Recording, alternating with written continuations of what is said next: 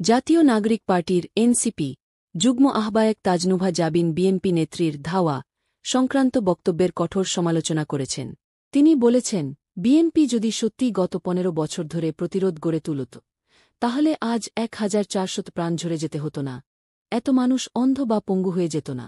তিনি উল্লেখ করেন, বর্তমান রাজনৈতিক বাস্তবতায় নতুন দল হিসেবে তাদেরকে বিভিন্ন চ্যালেঞ্জের মুখোমুখি হতে হচ্ছে, যার মধ্যে অন্যতম হচ্ছে সম্মান না পাওয়া ও ছোট করে দেখার প্রবণতা। জাবিন বলেন, গণঅভ্যুত্থানে নেতৃত্ব দেওয়া তরুণদের অবদানকে অবহেলা করা হচ্ছে। তারা বাংলাদেশের ইতিহাসে এক নতুন অধ্যায় লিখেছে, অথচ আমাদের কথা ও অবস্থানকে খাটো করে দেখা হচ্ছে।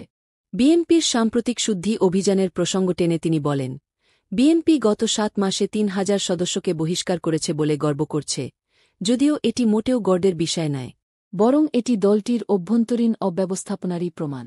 তিনি আরও বলেন, আমরা পুরনো রাজনৈতিক সংস্কৃতিতে ফিরে যেতে চাই না। আমাদের দলের কেউ বাজারে গিয়ে দাবি করে না যে পুরো বাজার তার দখলে, অথবা তাকে না জানিয়ে ব্যবসা করা যাবে না। অপরাধ প্রমাণিত হলে যেই হোক, আইন অনুযায়ী সাহায্য করব।